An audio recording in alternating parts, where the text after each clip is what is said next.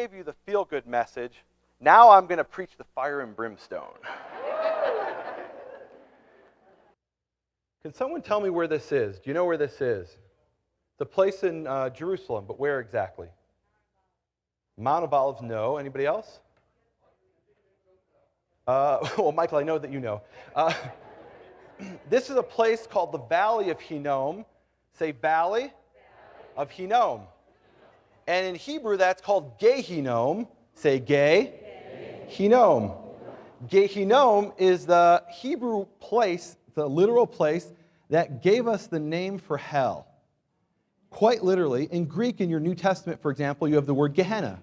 And I grew up as an Orthodox Jew reading ancient Jewish sources, and they talked all the time about Gehinnom, the Valley of Hinnom. And it didn't literally mean this valley, they meant what this represents, which is what you call in English hell. And I really love this picture. What I love about this picture is this cute little family there having a picnic, and I call this picture a picnic in hell.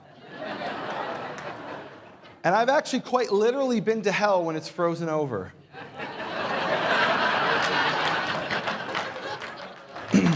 But why is it that this beautiful, picturesque valley just on the edge of ancient Jerusalem gives us the name for this concept of hell, of the suffering of the sinners? Where does that come from? And what really pushed me to investigate this was many years ago meeting this sweet little old southern lady from the United States who was visiting over in Israel. And she said to me, she said, Nehemiah. That's how she spoke, Nehemiah. She said, you're going to burn in hell. And then she said to me something really interesting. She said, you Jews who don't believe, you have no grace. And I thought, okay, well, let's find out first what this hell is about and investigate a little bit about this. What is this grace? Is that this novel concept that only appears in her Bible, which for her was the New Testament? Or is that something in my Bible as well? And what is hell really all about? So I decided to take a little trip over to hell. I hiked over to hell, walked over there, and I came across this place. This is the place I was looking for. This is a building called the Charnel House. And it was built by the Crusaders. It's this massive building, like 12 meters high. I have a drinking problem.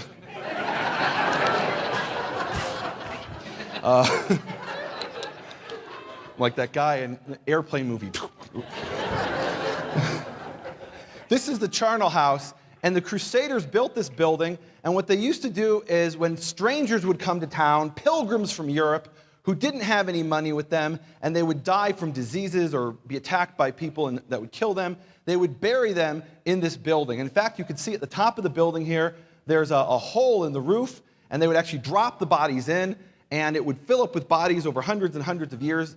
And this was essentially a mass grave for the strangers, for the poor. And why did they choose this specific spot? They chose it because right next to that spot, to this day, you can see the remains of another mass grave from the period of the Second Temple. And this is from the 1st century. And this ancient mass grave, these are typical Second Temple period tombs, and there's like a huge number of them here. The reason that they had this mass grave here is something that's actually described in the New Testament. It was in a certain place, in a certain field. Anybody know that story, what that was called, that field? Potter's Field. And why was it called Potter's Field?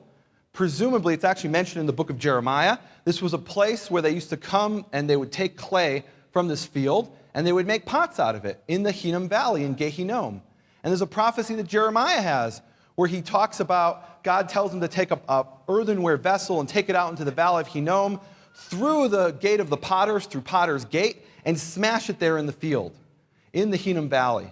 And in that particular prophecy, that symbolized the way that God was going to smash the kingdom of Judah for their sins. And this Potter's Field became the mass grave, and that's actually a story told in the New Testament. And it says in the book of Acts, it says as follows. It says, now this man purchased the field with the reward of iniquity. What man are we talking about? Judas Iscariot.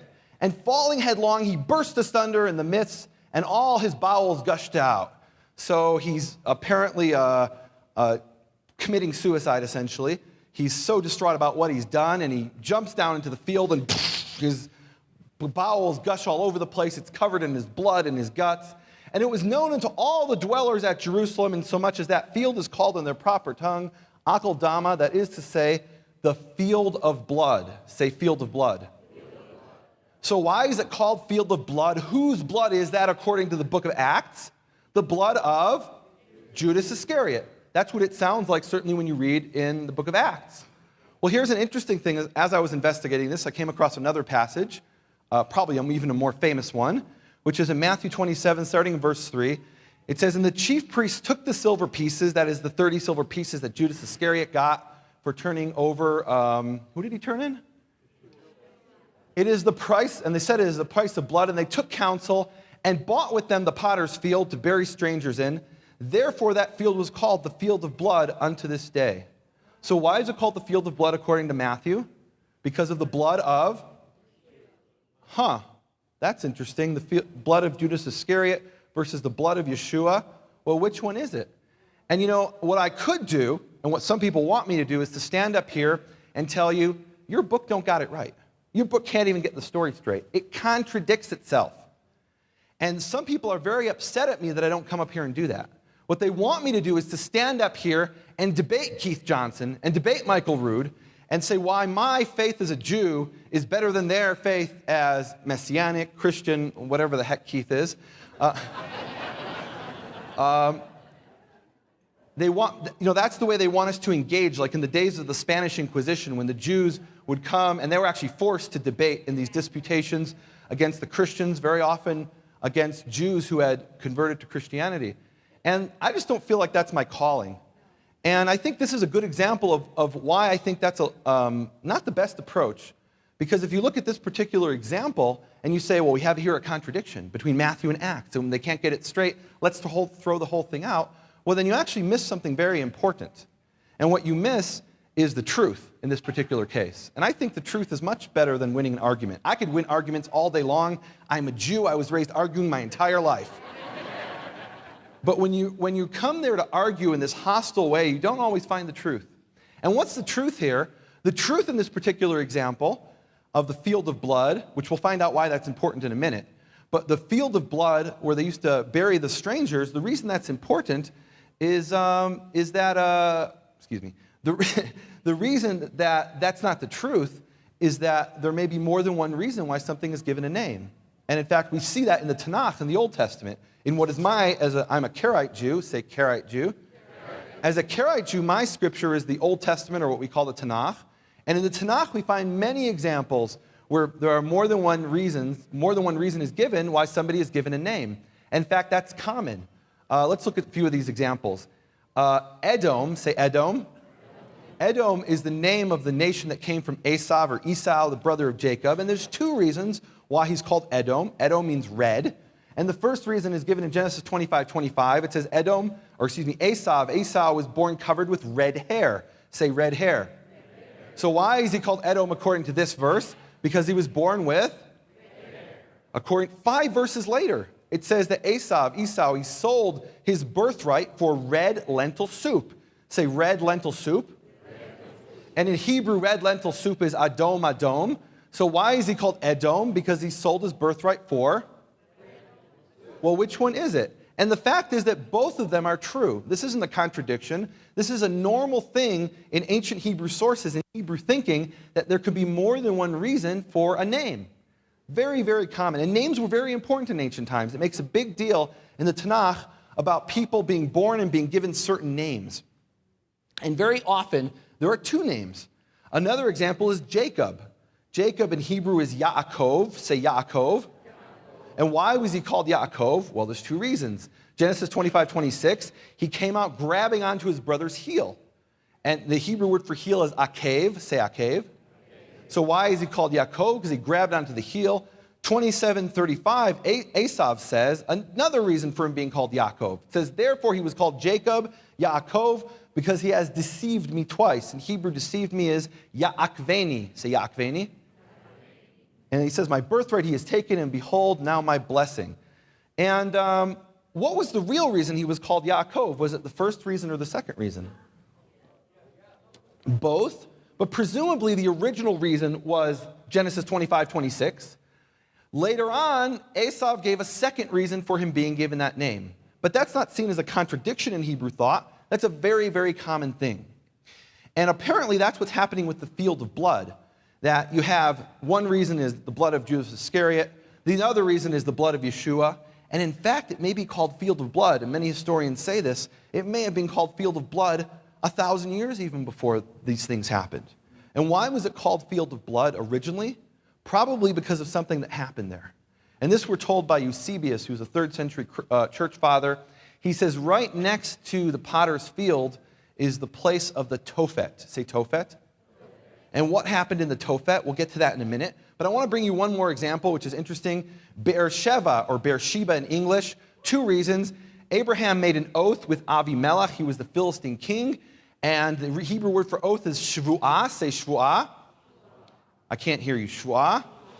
Shvuah is an oath. He made an oath with him. And because of this oath, it was therefore called Beersheba. Isaac made an oath with Avimelech. And also the word for oath, again, is shvuah. Say shvuah. And therefore it was called Beersheba. Now, is this a contradiction? I actually had professors at Hebrew University who told me, well, Genesis 21 was written by one author, and Genesis 23 was written by some other author, and they both had competing traditions about who named the city Beersheba, and eventually those were brought together, and I think that's utter nonsense. We see that the truth is it was probably called Beersheba hundreds of years before Abraham. And the reason that he chose that spot may have been, what a great place to make an oath, the place whose name sounds like the word for oath. And that's probably what's happening with the field of blood as well. So why is it called field of blood? I want to bring one more example. And this is this example. This is a page from a manuscript. This is an example from the New Testament. Can I bring an example from the New Testament? Is that okay, Keith? Can I go into your realm there a little bit? Okay. This is an example of what I call a dual name explanation. Say dual. 2. Name explanation. So we saw Edom and Jacob and Beersheba, and here's one in the New Testament. And this one is the name of a certain character who I think is kind of important in that book. It appears in Matthew chapter 1, verses 18 to 25. And in verse 21, we read here, this is the angel speaking to Joseph, telling him what name to give the unborn child. V'teled ben v'tikra shemo Yeshua. Say Yeshua. Ki hu yoshia et amim me'avonotam. That is the reason why the one commonly known as Jesus was given the name in Hebrew, Yeshua, because Yoshia et amim me'avonotam. Do you all see that? Is that clear? Right. Let's look at the English translation of the Greek. Matthew verses 121, and she will bring forth a son, you shall call his name Jesus. The Greek word behind Jesus is Yesun, in this particular verse, Yesun. Sometimes it appears as Jesus for certain reasons.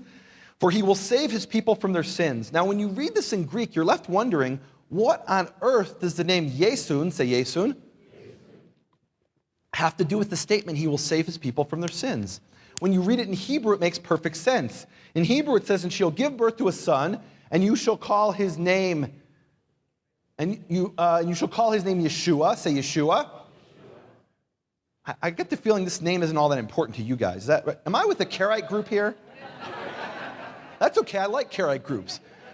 And she shall give birth to a son, you shall call his name Yeshua. For he will save my people from their iniquities. Now, the 3 English words he will save is the one Hebrew word, Yoshia. Say Yoshia.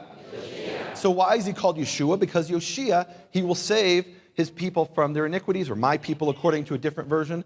Let's do something here. I'm going to ask this side to say Yeshua. Yeshua. I learned this from Keith. And this side I'm going to ask to say Yoshia. Yoshia. So what is he called? Yeshua. And why is he called it? Yoshia. What is he called? Yeshua. And why is he called it? Yoshia. Does that make sense in Hebrew? Yeah. Makes perfect sense. And really, I don't see how you can come to any other conclusion than that this was written in Hebrew and the angel is reported as speaking Hebrew. What's interesting is a lot of people today are saying that the original very words that Yeshua spoke was Aramaic. Have you heard that? That's a theory going around. In fact, I saw this movie by this great scholar named Mel Gibson. It was, and in that movie, Yeshua spoke Aramaic and actually very bad Aramaic. I have many Israeli friends who heard that and they're like, oy vey, these guys, these Italian actors, they can't pronounce Aramaic for their lives. But anyway, he was speaking their Aramaic. And let's look at what the Aramaic says. There's a version of the Aramaic gospel that survived, and it's called the Pshita. And let's see what it says there. There it says in the Pshita Aramaic in 121, and she will bring forth a son, and you shall call his name Yeshua. Say Yeshua. Yeshua. For he will keep alive his people from their sins. Now, the word I translated here, keep alive, it can also be translated, he will resuscitate, he will even resurrect, it could mean. He will bring back to life, he will keep alive. That's the translation of this word. And the word in Aramaic is the word nachayu. So I'm going to ask this side to say Yeshua, and this side to say nachayu. So what is he called? Yeshua. And why is he called it? Nachayu. Huh? Well, maybe this name isn't all that important. I don't know. You decide for yourselves. Now, there's a second reason for the name Yeshua, and that name is not actually stated explicitly. And that's one of the really interesting things about dual name explanations, is very often there'll be two reasons for a name. One is stated explicitly, and the other is not stated explicitly. It's implied by the context. And we actually already saw an example of that, Edom or Edom, the reason given for that name Red for the descendants of Esau. The two reasons. The first one is just implied. It never comes out and explicitly states it. But when you read it, you say, well, why is it telling me that he came out covered in red hair? Obviously, that's why he was called Edom. And then 2 chapters later, it tells me he's called Edom because of the red lentil soup. Well, that's what happens with the name Yeshua, actually. There's the explicit name explanation. Yoshia et amim avotam, he will save my or his people from their iniquities. And then the other reason is something that we have to go back to the Tanakh or speak Hebrew to understand. And if you speak Hebrew, that's immediately obvious. But for those who don't, let's go back to the Tanakh. Nehemiah chapter 8, verse 17. And all the congregation, I love this book. It was named after me. That's what my parents told me. No. And all the congregation of them that were come again out of the captivity made booths and sat under the booths. For since the days of Jeshua the son of Nun unto that day had not the children of Israel done so. This is what it says in the King James Version. That's the Keith Johnson version, right? No, a different KJV. And when it says Jeshua the son of Nun, obviously there's no J in Hebrew. In the original Hebrew, it says Yeshua the son of Nun. Now, who is this Yeshua the son of Nun? Is that the guy from the first century that y'all are talking about?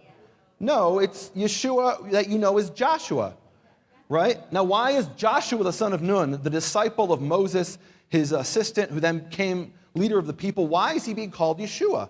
What's the reason for that? And there's actually a linguistic reason that had to do with how Hebrew was pronounced in Second Temple times. I'm not going to go into a whole complicated, maybe I will take an hour to go into the explanation. No, okay. But in any event, Yehoshua, the son of Nun, say Yehoshua. That's what he's normally called. In the Torah, he's called Yehoshua. And in the book of Joshua, he's called Yehoshua. And all the way up until the Second Temple times, he's always called Yehoshua. And all of a sudden in Second Temple times, we read in the book of Nehemiah, he's called Yeshua. And the reason for that, again, is a linguistic reason. But why this is important is that the name Yeshua, we can see from here and other places, is actually just a contraction of the name Yehoshua. And then if we want to know what Yeshua means, that name, whether it's talking about Yeshua, the son of Nun, or Yeshua of Nazareth, we have to look at the name Yehoshua. Say Yehoshua. So let's look at this. We have Yehoshua, and what does Yehoshua come from? It comes from two Hebrew words, which are Yehovah, Yoshia. Very interesting. So this side say Yehovah. And if you want, you can say Yahweh. We can talk about that at a different time. You know, some people will tell you, if you don't pronounce the name this exact way, you're going to burn in hell. You're going to be down there in the Gehinnom Valley with me. But I don't think that's the way it works. But anyway, so this side say Yehovah. And this side say Yoshia. Yehovah. And we put those two words together and they form the word Yehoshua. And if you say Yehoshua 10 times fast, Yehoshua, Yehoshua, Yehoshua, Yeshua, it comes out as Yeshua. And that's where that name comes from. That's why Joshua the son of Nun is being called Yeshua the son of Nun. And there are other guys. There's a man named Yehoshua the son of Yehotzadak, the high priest in Second Temple times. And he's also referred to in one place as Yeshua the son of Yehotzadak. So Yeshua means Yehovah, Yoshia, which is two Hebrew words that mean Yehovah saves. So those are the two reasons for his name. The first one given in Matthew 1:21, the explicit one, he will save his people from their iniquities, from their sins, or my people, according to one version. And the other is Yehoshua, Yehovah, Yoshia. So that's very interesting. Now, the significance of this is that, for what I'm talking about, going back to hell, bring you back to hell with me, drag you back into the pit of hell, is that there are very often two reasons for a name, and sometimes 3 and 4 and many more reasons. And when it comes to the field of blood, the original reason for that name of that place, oh, here, by the way, in my book, the Hebrew Yeshua versus the Greek Jesus. I talk more about these name explanations. They're very important for understanding Hebrew Matthew and really any ancient Hebrew writing. But let's go back to here, the field of blood. Why was it called the field of blood? Because of something that used to happen there, something at an altar called the tophet. Say tophet. How many people here have heard of the tophet? Okay, a few of you have, most of you have it. Tophet is a key thing mentioned in many of the prophets. It was a major place just outside of ancient Jerusalem where the Jews of Jerusalem used to come and they would offer sacrifices.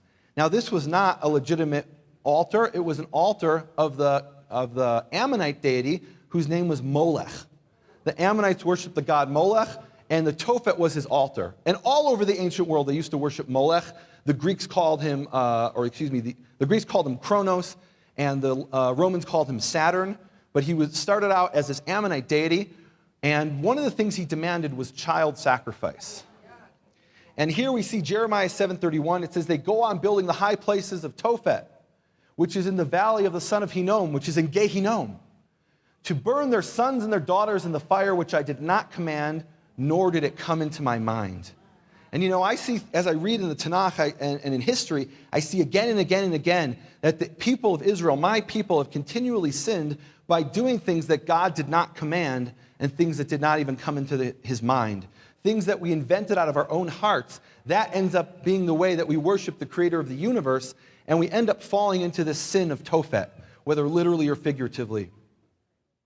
And the Tophet was an interesting altar. It was kind of bizarre. It had this hollow statue that was made of bronze, and its arms used to stick out, and Michael could tell you all about it, but I'm going to give you the abbreviated version. There's a Jewish commentator named Rashi who describes in great detail the altar of Molech. And he says as follows. Now, this Rabbi Rashi lived in the 12th century, and what's interesting is normally I'd tell you 12th century, how could he know what the ancient Ammonites and Israelites did? But this description fits almost to the word sometimes, the description of the ancient Latin writers as well. And the Romans had a lot of contact with the Tophet because one of the places that used to worship Molech was a place called Carthage. And Carthage was actually a Canaanite colony. The Canaanites had come across to Tunisia, what today is Tunisia, established a colony, and they set up there an altar to Molech, of the Tophet. And what's really exciting to me about that is archaeologists have uncovered the Tophet at Carthage. And they found there the bones of 30,000 burned victims, mostly little boys, but also some little girls.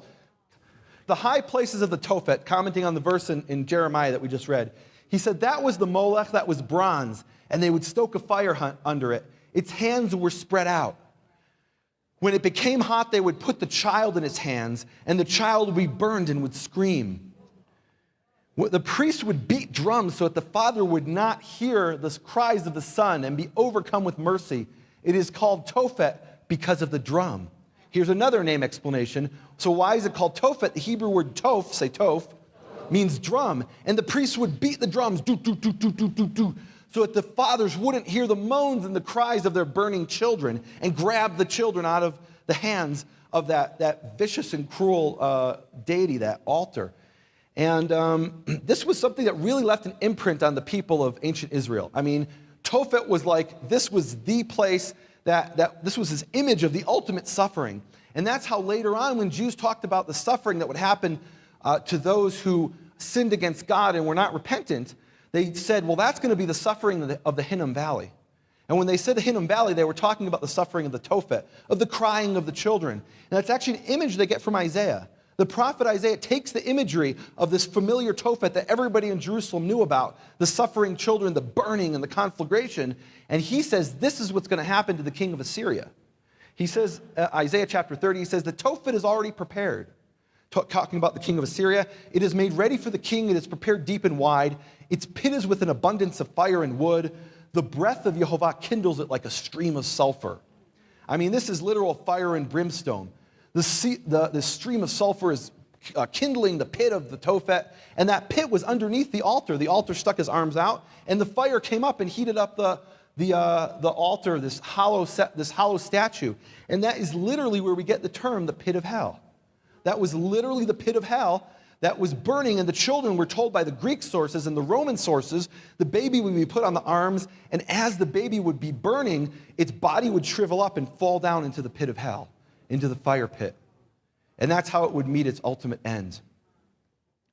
Now, this woman telling me that I, as a Jew who does the best that I can with what I know to follow the prophets that God revealed his word to, in the prophets of ancient Israel, that because I'm doing that, because I'm trying to live my life according to Moses, according to Isaiah and Jeremiah and Ezekiel, that I'm going to burn in hell and God won't have any grace for me, she's essentially telling me that my God, or her God rather, is like Molech, that I'm going to be handed over into this merciless statue who's going to burn me up like the children were burned up to Molech. Now, when I hear this, and even when I go to the actual spot, to the field of blood, it's hard for me to relate to, like, what's she talking about?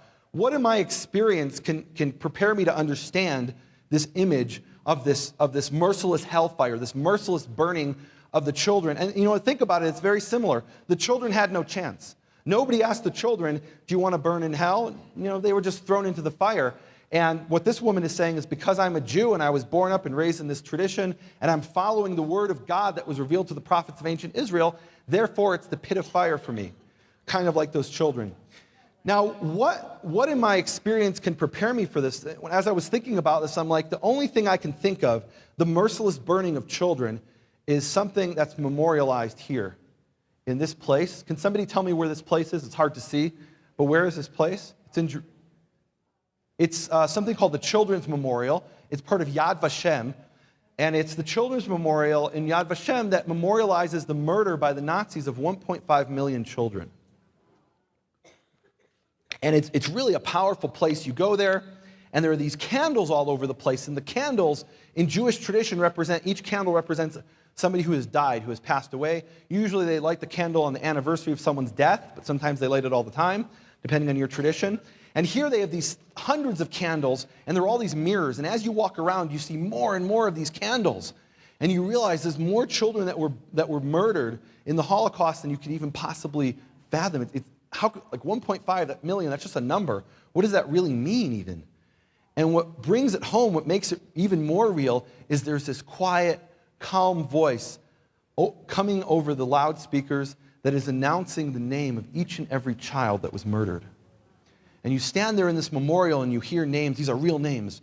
Sarah Horvitz, 3 years old, Poland. Jacob Dondorp, 12-year-old Holland. These are real names of children who were murdered and where they came from and how old they were when they were killed. Miriam Ashkenazi, 6 years old, Greece. And it goes on and on and on. 1.5 million names. And that's what Molech is, the merciless burning of children. That's what it's about. And I don't believe that the God of Israel is like Molech. I believe he wants to hear the cries of his children, and he has mercy. He doesn't want our cries to be drowned out by the drums. Something that also made this very real for me was going to this place. This is the 9/11 memorial just outside of Jerusalem.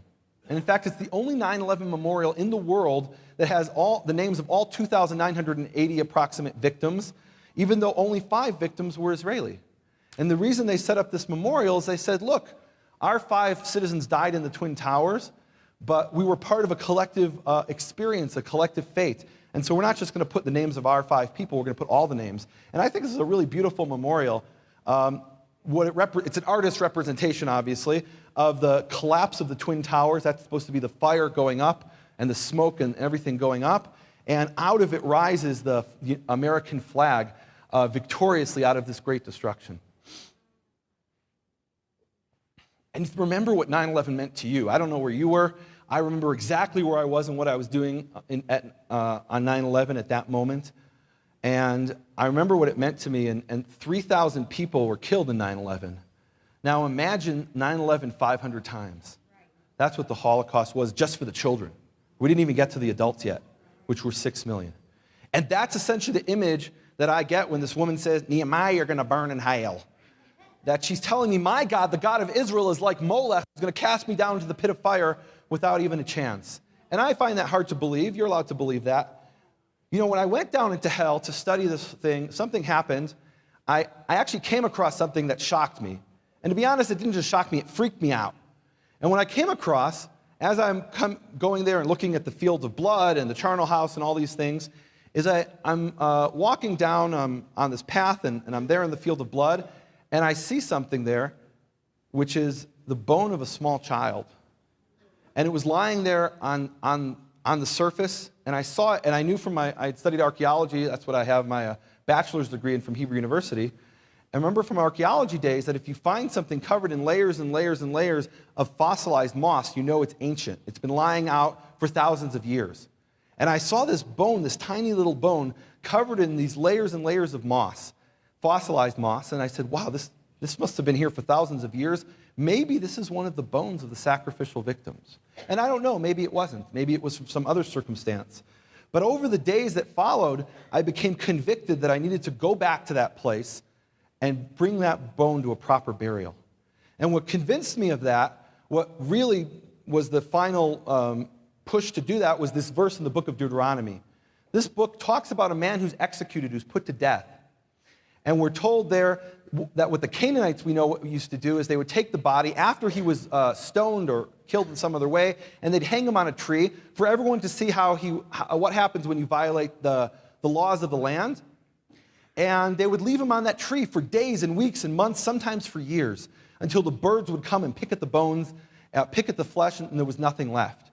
And the Torah tells us that that's forbidden. You cannot leave the person hanging for more than one day up until sunset.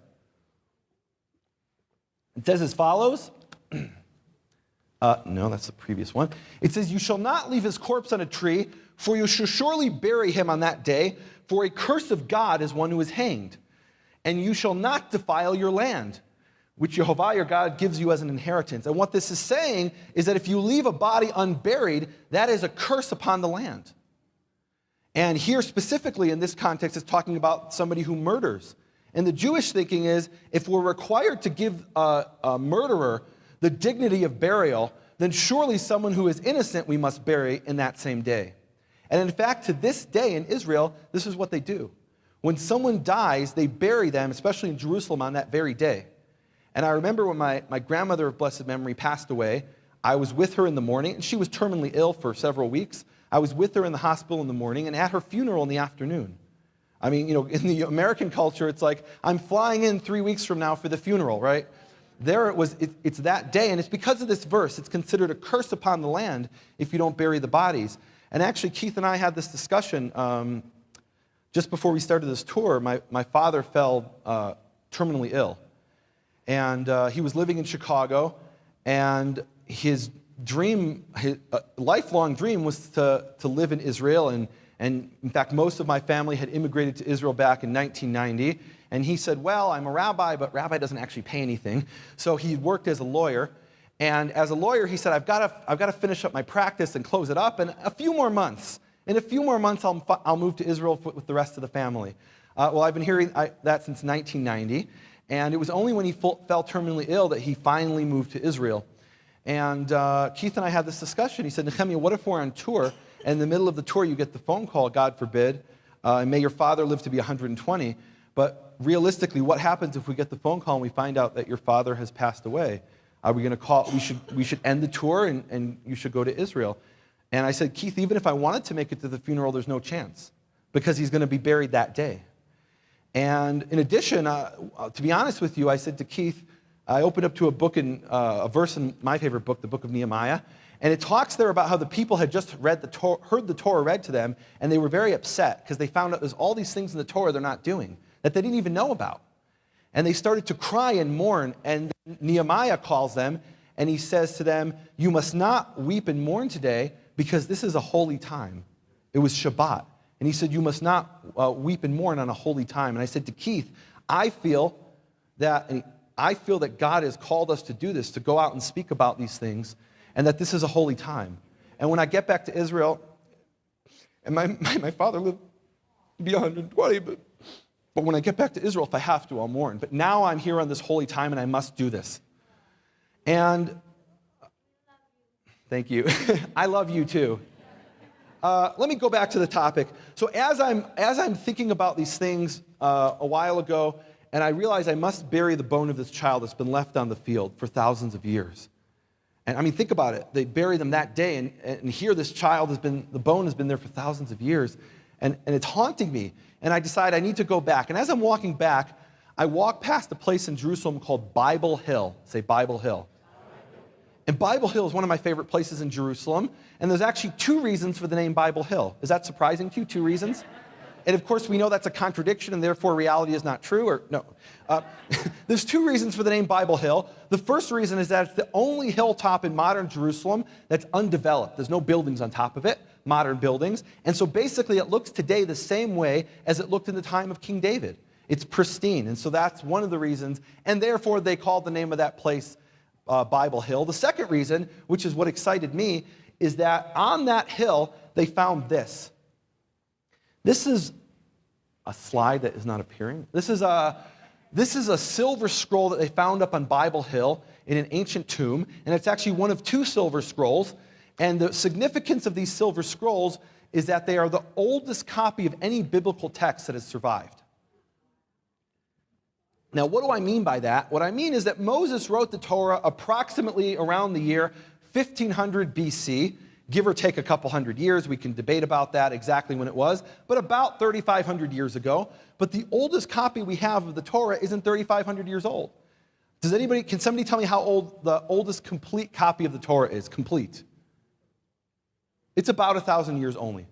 You know, we have the Dead Sea Scrolls that have 10 pages here and 5 pages there and 3 fragments here of 2 verses, but the oldest complete copy is about 1,000 years old.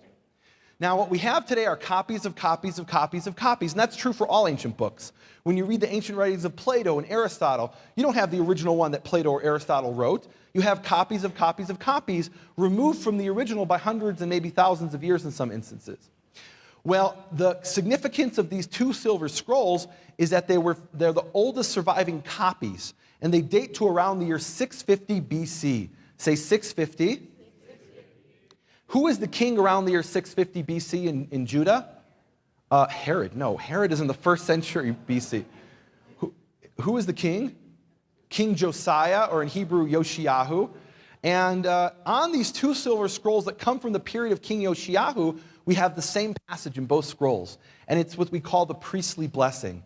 And this is something that actually changed my life many years ago, studying about these 2 silver scrolls, because when the professor told us about the 2 silver scrolls, he read them to us, and he read them to us the way they appear on the scrolls, which is essentially the way they appear in the book of Numbers. And let me read it to you from Numbers, the exact wording.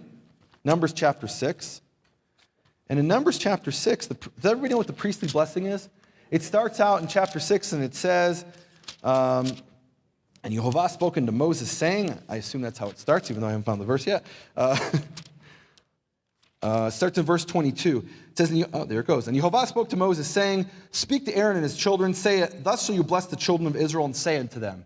And then there's a 3-line blessing that follows, the blessing that the children of Israel were given to speak over the children of Aaron, the Kohanim.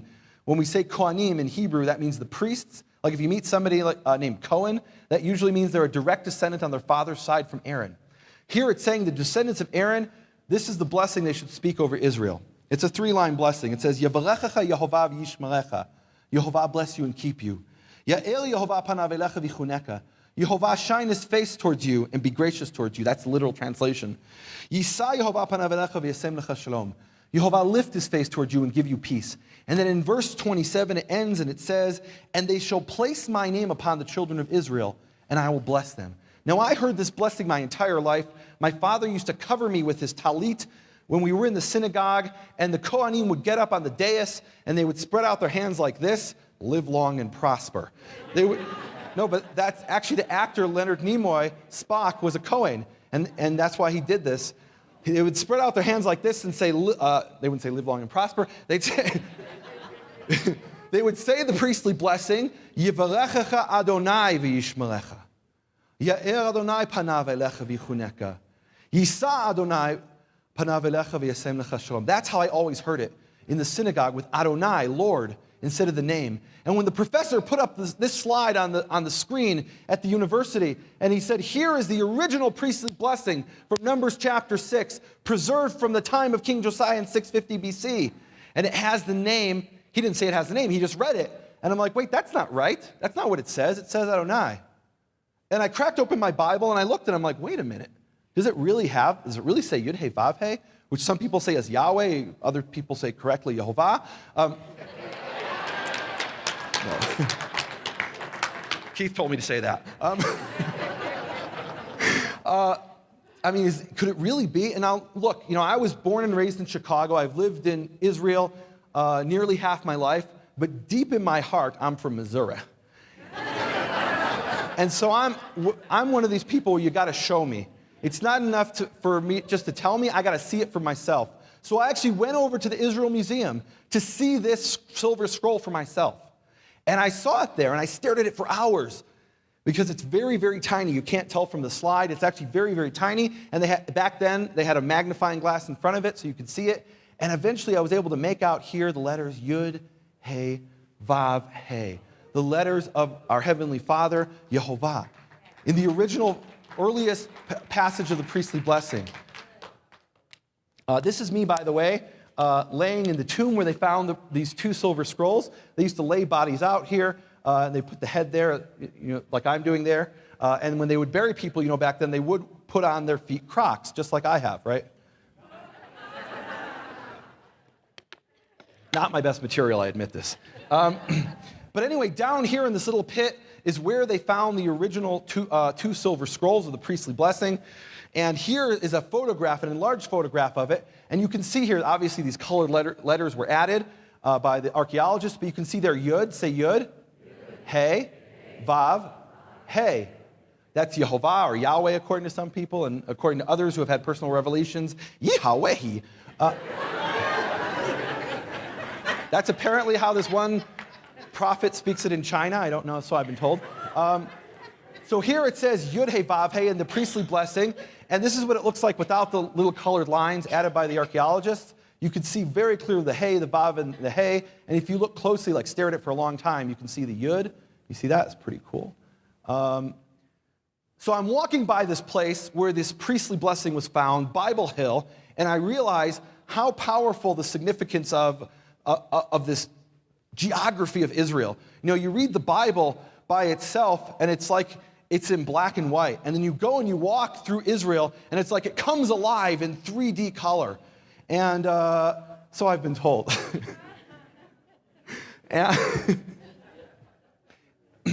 Anyway, so, and actually Keith said that yesterday at the radio station, and afterwards we heard it repeated several times. So, yay for Keith. So I'm walking by and I'm realizing the spiritual significance of this. Here I'm walking by Bible Hill, and down there in Gehinnom, in the Hinnom Valley, is the pit of hell, where we get the name of hell. And there's the bone of this child that's been lying out there for thousands of years. I knew exactly what I needed to do. I needed to go down and take the bone out of hell and bring it up and give it a burial on top of Bible Hill. And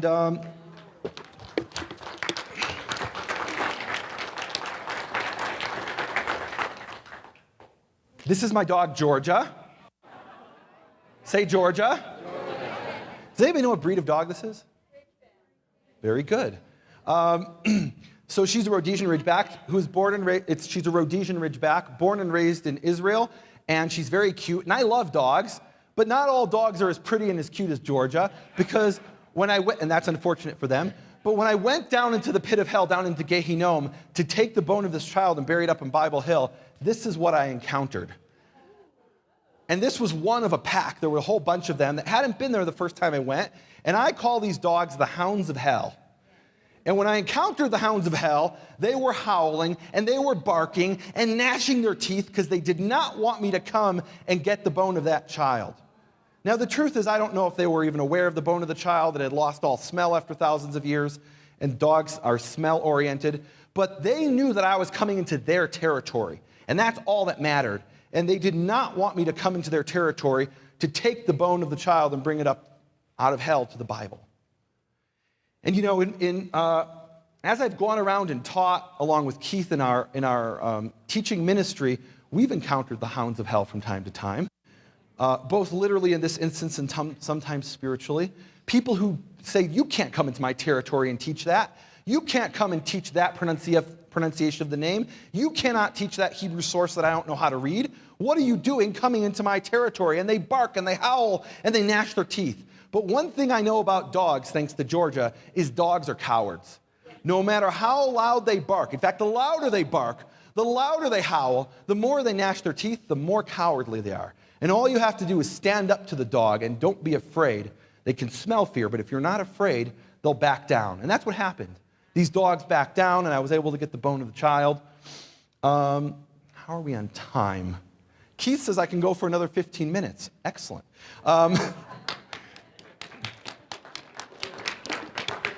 Excellent. One of the things that I've encountered in my travels is what I call the spirit of Marcionism. Have you all heard of Marcion? He was an early church figure who was actually branded a heretic by the Catholic Church, and we know that counts for so much. But Marcion, here they actually made a correct decision.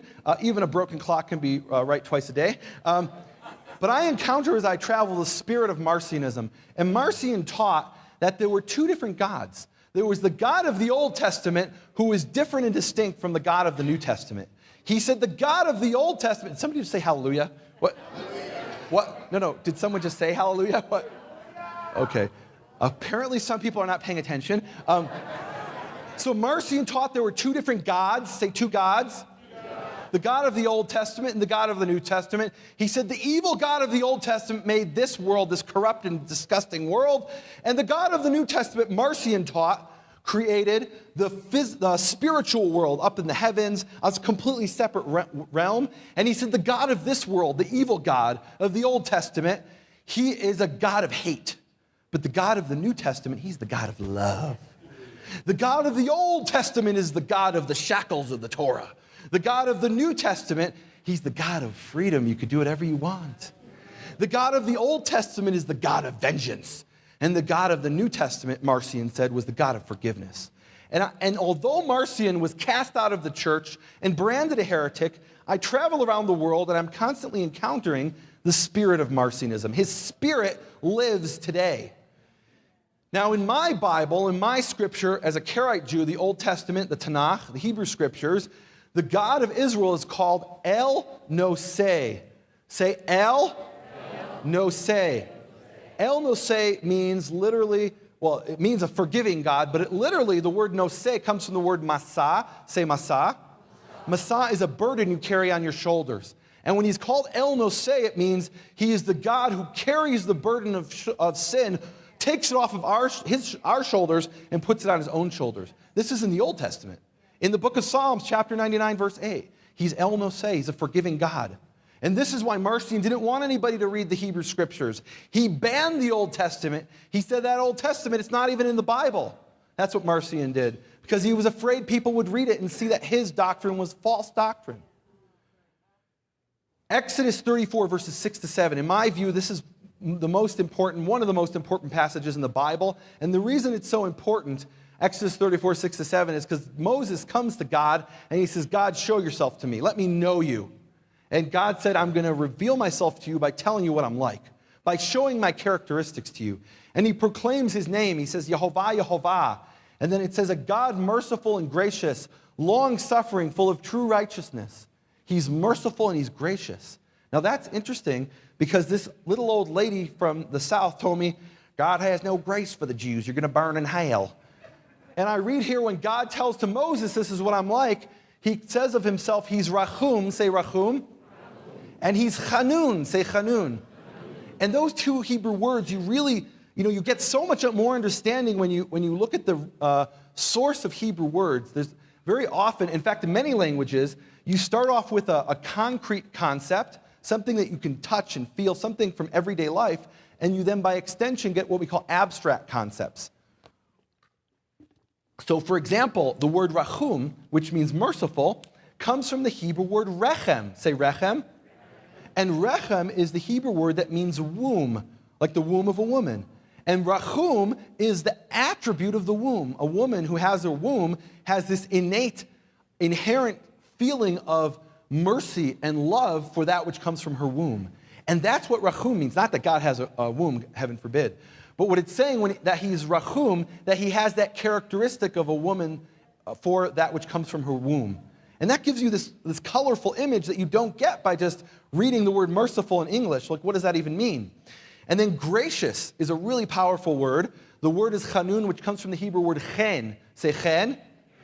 And chen, if you look at how it's literally used in ancient Hebrew, it means a sparkle or a twinkle. And what it describes is the sparkle or twinkle in God's eyes when he looks down at us as a father, as a loving father. And that's what it means that God is Chanun. He's full of this sparkle in his eyes, looking down at us lovingly. And what does it mean that he loves us? Chanun, in this sense, he has grace for us. So chen is grace. And often you'll see in Scripture, he found favor in his eyes. And the Hebrew literally says he found chen in his eyes. He found grace in his eyes. Abraham looked up at God, and he saw the sparkle in God's eyes, looking down at him lovingly. And this is what Chanun means. God, in the Old Testament, has grace. That's what it says. That's his core characteristics that he describes to Moses, Chanun, etc. He's also forgiving iniquity, transgression, and sin. I'm going to go past this because there's my book, The Hebrew, A Prayer to Our Father. Very good book. We talk a little bit about that concept of the spirit of Marcionism. You should get that book. The author told me it's a good book. That was Keith. He co-wrote it. You know, it does say in the Tanakh that the God of Israel is an avenging God, El Nakamot. And let me go back here a little bit. You know, we're told in Ecclesiastes 12:14, God will bring every deed into judgment. And I think that's a good thing, because if he didn't, there would be no justice in the world. 1 Samuel 24:12, here David has this conflict with Saul, and he says, I can't touch Saul because Saul is anointed. He's a Mashiach. Do you know what Mashiach means? Mashiach, Messiah, literally means someone who is anointed with oil. Every legitimate king of Israel is a Mashiach, anointed with oil. Now, not the Mashiach with a capital M that we're waiting for in the end days. May he come soon. But Saul was a Mashiach, anointed with oil as king of Israel. And David said, I dare not lay my hands upon a Mashiach. So this conflict that I have with Saul, somebody else is going to have to take care of it. And he says as follows. He says, may Yehovah judge between you and me. And may Yehovah take vengeance upon you on my behalf. But my hand will not be upon you. This is what David said about Saul, praying to God, asking God to take vengeance. Because if there's no vengeance, and if Saul doesn't repent, then David has no recourse.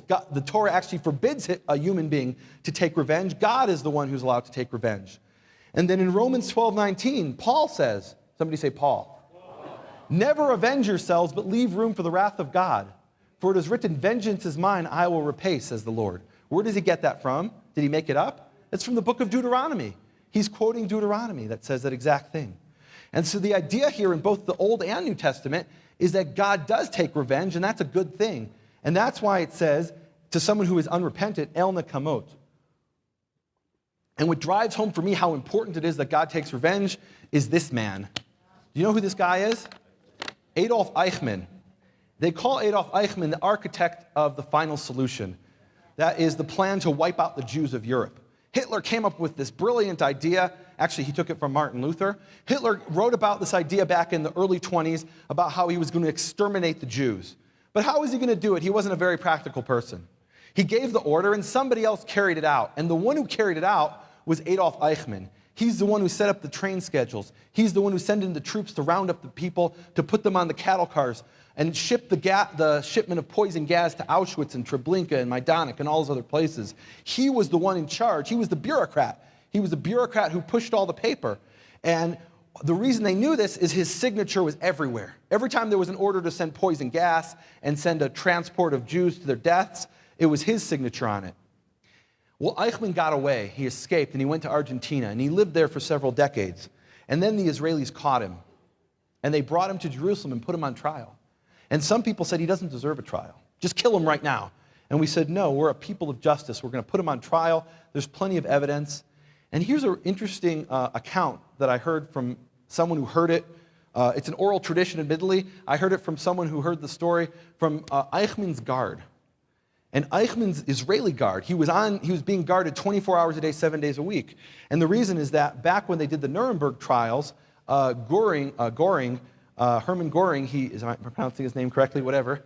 Hermann Göring, with an umlaut, he actually hanged himself because he didn't want to be executed by the Nuremberg trial. And so they were afraid that Eichmann would hang himself and take away our right to put him to death. And he was guarded by a guard 24 hours a day, 7 days a week. And one of the things the guard noticed is that every Sunday, Eichmann's confessor came. And he would confess his sins. And one day the guard was talking to Eichmann. He said, Eichmann, do you believe that because you've confessed your sins and you've gone through this ritual and that you and that you did all the things, all the rites and rituals you were supposed to do, that you are going to heaven, but the 1.5 million Jewish children you murdered are going to go to hell. And the story goes, and I don't know if it's true, the story goes that Eichmann said to him, yes, this is how it works. I was baptized, and those 1.5 million Jewish children were not baptized. They didn't believe in Jesus Christ. They're going down into the pit of hell. Now, I don't know if that's true or not, but this is something that many Israelis will tell you this story. And whether it's true or not, it symbolizes, I think, the spirit of Marcionism. I think this is the ultimate expression of the spirit of Marcionism. Jeremiah 31:35-36, it says, thus says Yehovah, who gives the sun to light the day, and the statutes of the moon and the stars to light the night. What are the statutes of the moon and the stars? The statutes of the moon and the stars is what we call the laws of nature. That there's this law that they continue to move in their courses, continually, perpetually. He says, if these statutes depart from before me, says Yehovah, so too shall the seed of Israel cease from being a nation in my presence all the days. Every time you look up in the stars of heaven, you see the stars and the moon and the sun. That is a testimony that the people of Israel are still God's people.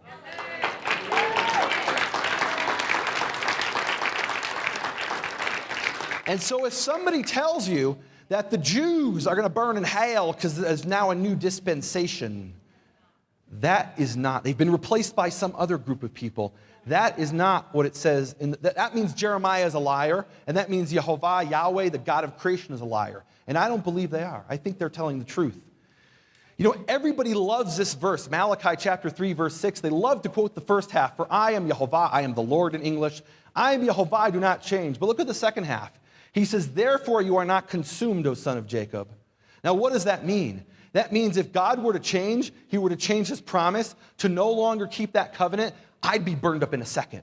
It's true that I would be burned up by God like Molech burned up his devotees. But the God of Israel doesn't change. And he made this eternal vow, this eternal shvuah, this eternal oath with the people of Israel and their descendants.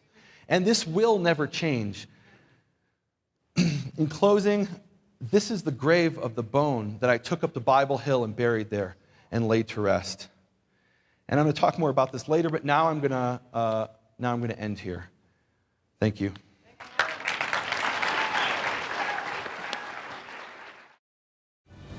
Biblical Foundations Academy is committed to helping people around the world build a biblical foundation for their faith. Visit our website, bfainternational.com, and sign up as a free member of our academy to get instant access to hundreds of online resources and to receive our BFA Bulletin. Remember, BFA International depends on tax-deductible donations from viewers like you.